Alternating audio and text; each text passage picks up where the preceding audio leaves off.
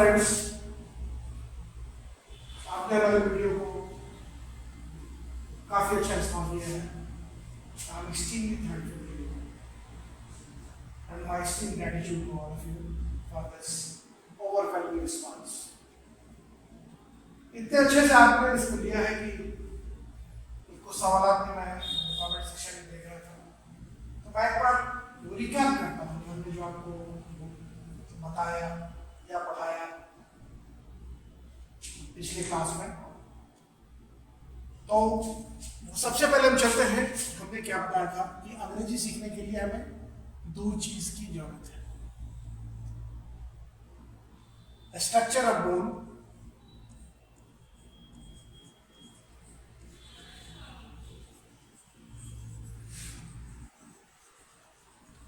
Structure of bones, हड्डी, BONES ऐसे पढ़ेगा आप उसको, और फ्लैश ऑफ वोकैबुलरी।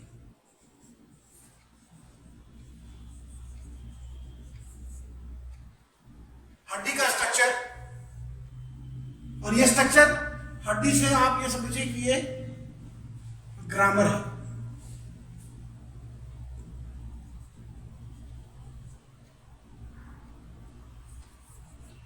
ग्रामर की हड्डी हो और उसके ऊपर अगर हमने वोकैबुलरी का मान चढ़ा दिया तो आप समझ लीजिए अंग्रेजी के एक्सपर्ट हो गए। लेकिन एग्जाम का जो सवाल होता है वो डिफरेंट तरीके का होता है,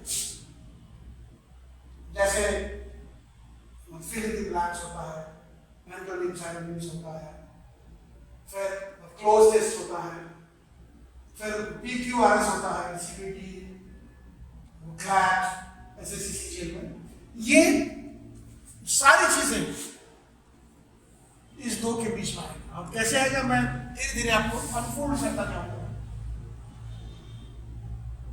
ये खुद ब खुद खुलता चला जाएगा कि जब मैं ग्रामर की बात कर रहा हूं तो जो हमारा सवाल है, जो एग्जाम में सवाल आता है, वो कितने प्रकार का होता है और कैसे वो ग्रामर से लिंक होता है और कैसे वो वोकैबुलरी से लिंक होता है।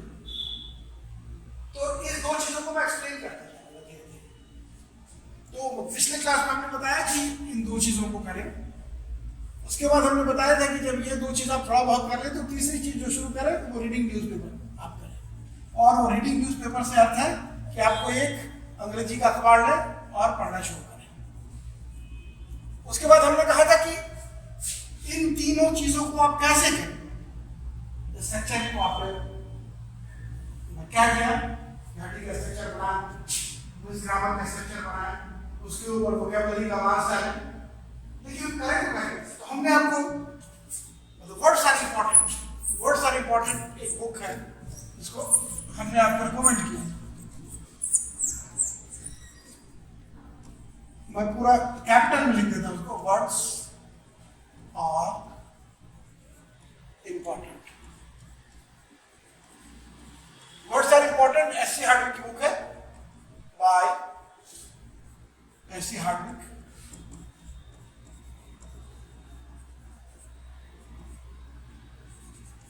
ये प्रैक्टिस बुक है और 6 वॉल्यूम में introductory 1 2 3 4 5।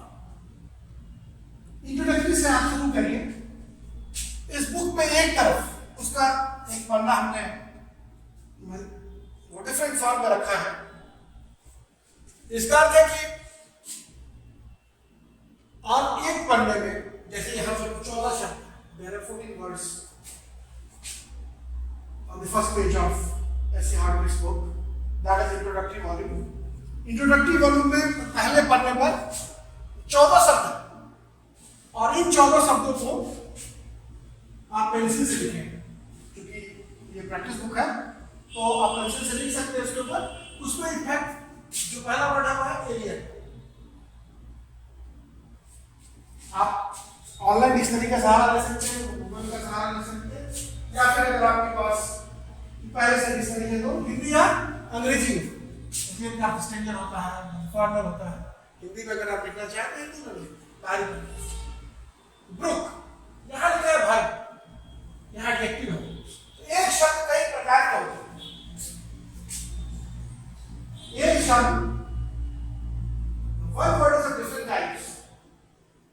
And those types are known as parts of speech. एक शब्द के जो कई प्रकार आते हैं उन्हीं को पार्ट्स ऑफ स्पीच कहते हैं। देखिए मैं शब्द से ग्रामर को जोड़ना होगा और जो प्रकार होता है उसी का नाम आपने सुना होगा, noun, pronoun, adjective, verb, adverb. इसी प्रकार से जो पार्ट्स ऑफ स्पीच हैं वो 8 प्रकार के हैं और वो सारे एडजेक्टिव भी हो सकते हैं, वो नाउन भी हो सकते हैं, वर्ब भी हो सकते हैं। एक शब्द पार्ट्स ऑफ स्पीच वाले पार्ट है उसमें कई प्रकार के होते हैं। थोड़ा सा एग्जांपल लेता हूं इससे हट के। जैसे एक शब्द है मैन। आज तक आप क्या जानते हैं? 90% लोग बोलेंगे कि मैन का आदमी, वही से मैन, वो एक आदमी, वो एक आदमी है। मैं कहता हूं मैन जो है वो वर्ब भी होता है। यहां मैन क्या है? नाउन। मैं शब्द से आपको इस ग्रामर सिखा रहा हूं, वोकैबुलरी से ग्रामर सिखा रहा हूं, उल्टा चल रहा है। Man is noun, he is man, वो एक आदमी है। मैं कहता हूं मैन वर्ब है और मैन वर्ब भी है। Station is man, Patna junction is man by a few railwaymen. Patna Junction is being manned and NLD. Manned by a few railway officials. तो वहां पर जो मैन का प्रयोग हो गया, this house is being manned by me, this house is being manned by me. यहां पर जो हमने मैन का प्रयोग किया वो वर्ब के रूप में। आज तक आप मैन को सिर्फ नाम के रूप में, इसके एक शब्द जो है कई पार्ट्स ऑफ स्पीच के रूप में, और वहीं से ग्रामर की शुरुआत होती है। तो हम चलते हैं शब्द पर। ब्रुक। ब्रुक का अर्थ होता है toilet. I want to your दादागिरी। This can be a sentence. मैं हमारे दादागिरी को बर्दाश्त नहीं करूंगा, टॉलरेट नहीं करूंगा। I want to put your this kind of दादागिरी which you always show in your behavior. तो एक शब्द को आप जैसे प्रयोग करने का तरीका जान जाएंगे, अंग्रेजी आसान होती चली जाएगी। कंसोल एज अ वर्ब, किसी को सांत्वना देना, तसल्ली देना या सांत्वना देना, कैसे कहेगा? कंस्पायर, किसी के प्रति साजिश करना। I know you are conspiring against me. मैं जानता हूं कि आप हमारे खिलाफ षड्यंत्र कर रहे हैं। तो कंस्पायर साजिश कैसे करके आप उस किताब में ऐसे हार्टबीट की जो प्रैक्टिस बुक है उसमें लिखते चले जाए। एडिफिस, शानदार इमारत। इलप्स, टाइम का बीत जाना, समय का बीतना। एलिगेंट, भव्य, आकर्षक। ग्रेसफुल भी कह सकते हैं आप उसको, अट्रैक्टिव। एक्सप्लॉइट। एक्सप्लॉइट देखिए यहां वो नाउन के रूप में है, लेकिन मैक्सिमम लोगों से अगर आप पूछेंगे कि एक्सप्लॉइट, वो वर्ब के रूप में जाएगा। वो मुझको एक्सप्लॉइट कर रहा है, वो मेरा दोहन कर रहा है। यहां एक्सप्लॉइट जो है वो वर्ब है, लेकिन यहां एक्सप्लॉइट जो है वो नाउन है। दोहन करना इस एक्सप्लॉइट में वो जमीन आसमान करता है। इस एक्सप्लॉइट का मतलब achievement, heroic deed, the word exploit, he got the gold medal. क्या एक्सप्लॉइट है, क्या अचीवमेंट है यार। और जब आप जैसे ही उसको वर्ब के रूप में प्रयोग करते एक्सप्लॉइट को, ही एक्सप्लॉइटिंग फॉर लॉ, ये मेरा शोषण कर रहा है, ये मेरा दोहन कर रहा है। तो आपको एक शब्द के कई प्रकार होते हैं, वो ग्रामर का पार्ट हो। जिस दिन आप एडजेक्टिव, नाउन, एडवर्ब, वर्ब, इस प्रीपोजिशन, कंजंक्शन, इंटरजेक्शन आप शब्द के माध्यम से समझने लगेंगे, आपकी ग्रामर जो भी तैयारी रहेगी और शब्द आपका अपना हो ही जाएगा। इसलिए मैं हमेशा बोलता हूं कि जब आप किसी पंक्ति को लिखें, उसको पढ़े और शब्द के माध्यम से उसकी प्रयोग को देखें, जो नाउन के रूप में प्रयोग किया गया है, एडजेक्टिव के रूप में वो प्रयोग किया गया है, वर्ब के रूप में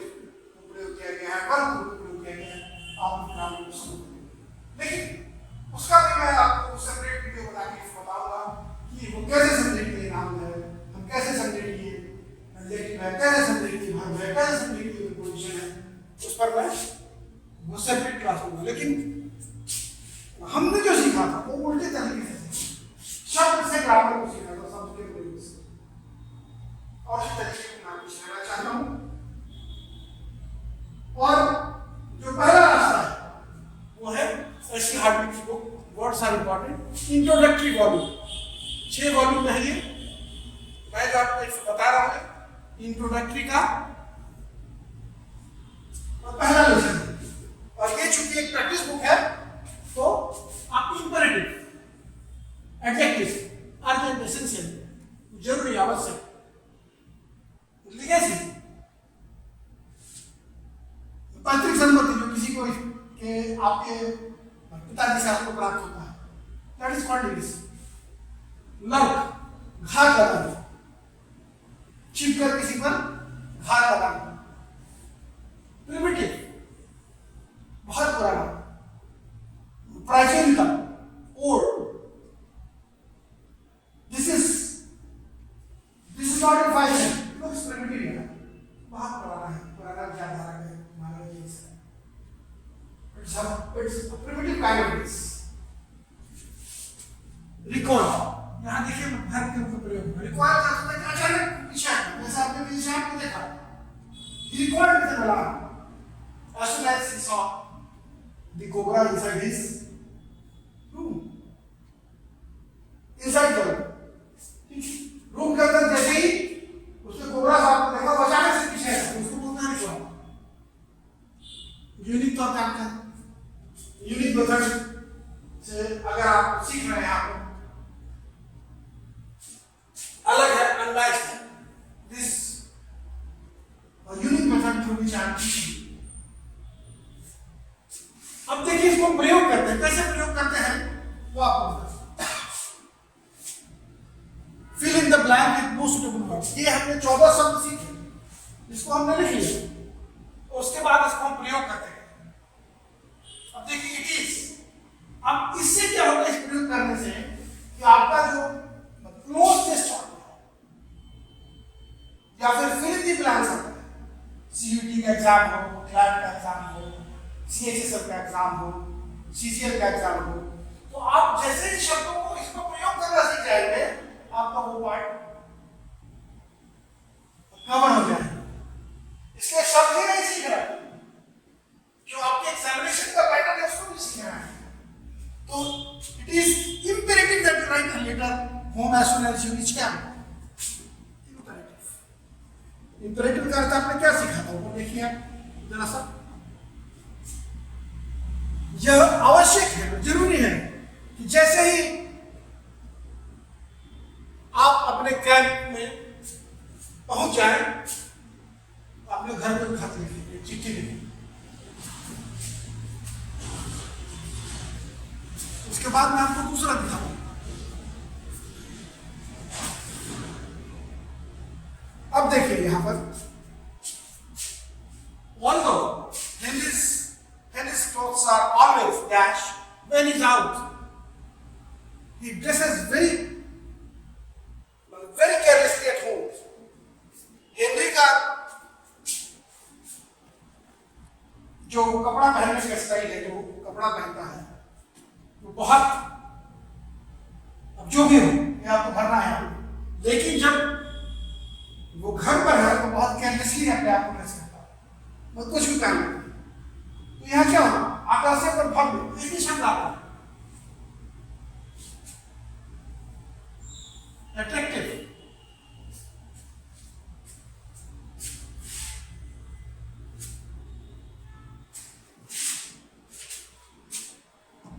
देखिए, although Henry's clothes are always elegant, हमें यहां पर शब्द elegant।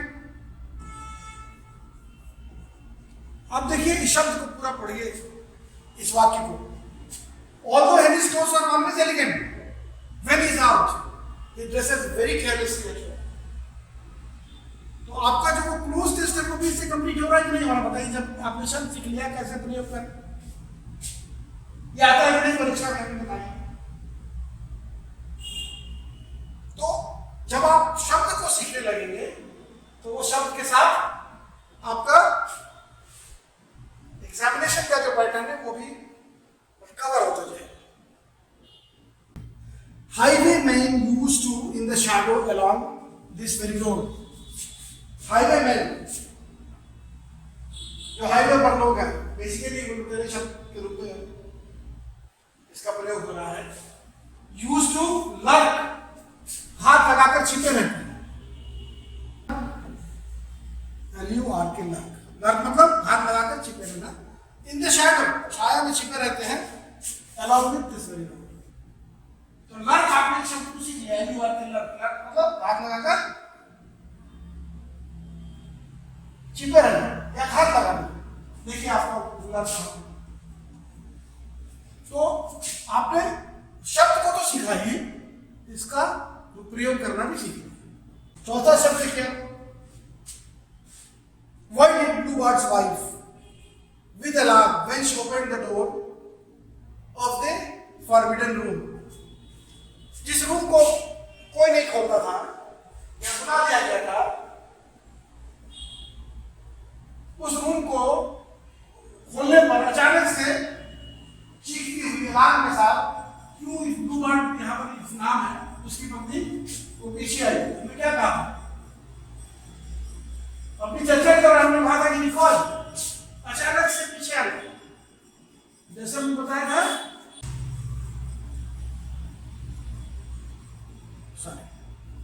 रिकॉल। अब इस सेंटेंस को देखिए, why did Bluebeard's wife recoiled with alarm when she opened the door of the forbidden room? अब ये लाइन पूरा देखिए, I have a great deal of studying to do, मुझे काफी पढ़ना है, but I myself with the thought that the summer vacation is near, मुझे बहुत पढ़ाई करनी है, लेकिन मैं अपने आप को सांत्वना देता हूं इस बात से कि गर्मी की छुट्टी नजदीक है। I have a great deal of studying to do, but I console myself. I console myself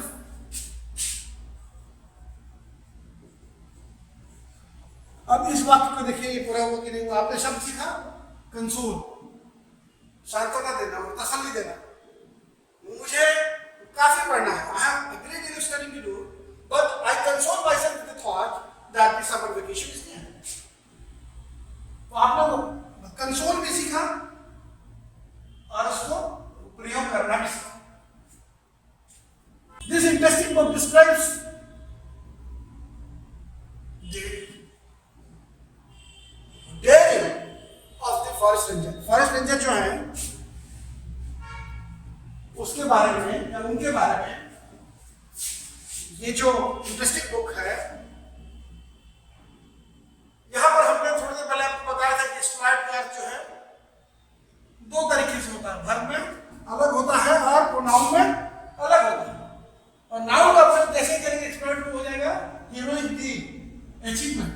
तो यहाँ क्या होगा, this interesting book describe the daring exploit. Exploit यहाँ पर देखिए नाउन के रूप में प्रयोग हुआ है, हीरोइक डी। अब देखिए इस पूरे शब्द पूरे वाक्य को देखिए, this interesting book describes the daring exploit of the forest. ठीक है, put the pastry into the oven and allow 10 minutes to pass. पास के लिए अच्छा शब्द कौन सा है, elapse, समय बीत जाना। पेस्ट्री को ओवन पे डालो और थोड़ा समय मतलब 10 मिनट बीतने दो हटाने से पहले, तो क्या हुआ यहाँ elapse। Puts allow 10 minutes to elapse। elapse मतलब समय बीत जाना। Simple. The members of the Junior Literary Society are in charge of this affair. They will no interference. Junior literary society के जो सदस्य हैं उनको इसका देखभाल करना है इन सारे विषयों का, और वो किसी का इंटरफेरेंस बर्दाश्त नहीं करेंगे, टॉलरेट नहीं करेंगे। हमने क्या कहा, brook is a word, as a word brook is word as a verb, इसका मतलब टॉलरेट। मैं एक बड़ा इंटरेस्टिंग एग्जांपल देता हूँ। सौरभ गांगुली ने एक बार अपने कोच को कहा था, I can accept you as दादा, but I am not brook your दादागिरी। मैं तुमको दादा मानता हूँ, तुम्हारी दादागिरी को एक्सेप्ट नहीं करूंगा। I am not brook your dadagiri means I am not tolerate your dadagiri. ये मैंने इसलिए दिया कि शायद आपको ये ब्रूक शब्द जो है याद रह जाए। A few discontented people met in an abandoned house to conspire against the government. षड्यंत्र करने के लिए कुछ जो ऐसे लोग थे जो सरकार से दुखी थे, एक प्रत्यक्ष घर में सरकार के खिलाफ षड्यंत्र करने के लिए मिले। A few discontented people met in an abandoned house to conspire against the government.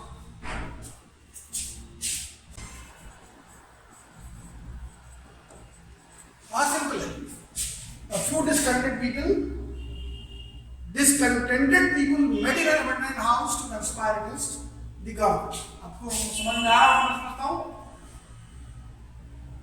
उसके बाद आइए under the sand, बालू के नीचे we discovered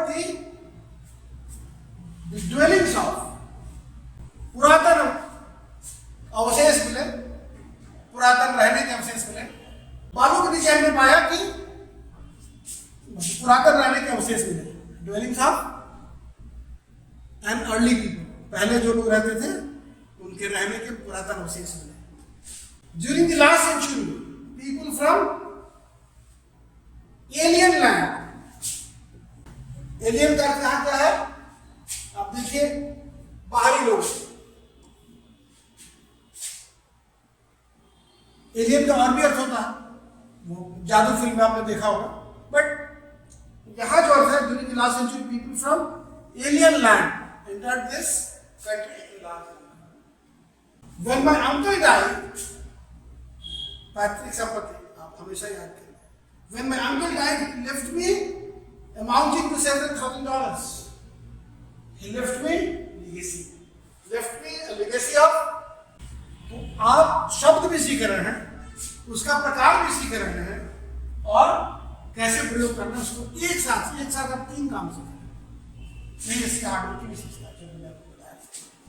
I know a great deal about ancient weapons and I assure you that this old musket is unique.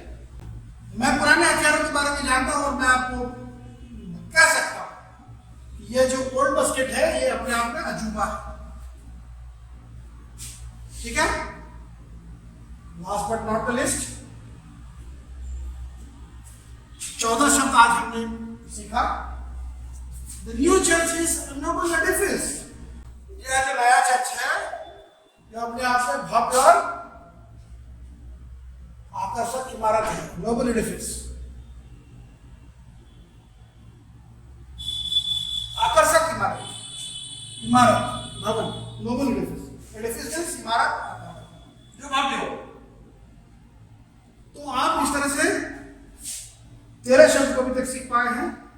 अभी और चलते हैं, इसमें एक शब्द और होना चाहिए। तो हमने आज जो 14 शब्द सीखा, और मैं यहां लिख देता हूं इसको, एडिफिस। और कहां से कहां गए हम? Words are important.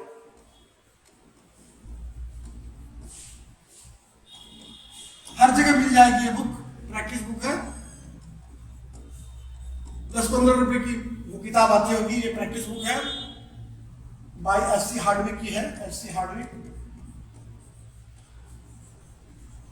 ये इंट्रोडक्टरी वॉल्यूम था, जो सबसे सहज और जो सरल वॉल्यूम है, उसे वो 14 शब्द को हमने आज आपको प्रयोग करना सिखाया। कैसे सीखे? आप डिक्शनरी देखकर उसका अर्थ लिख लें। हमने चूंकि यहाँ पर पहले से लिख दिया, समय की बचत के लिए आप भी अपने घर में डिक्शनरी देखकर लिख लें और उसको प्रयोग करें। ऐसी हार्डविक बुक हर जगह मिल जाएगी। कैसा लगा आपको हमारा क्लास?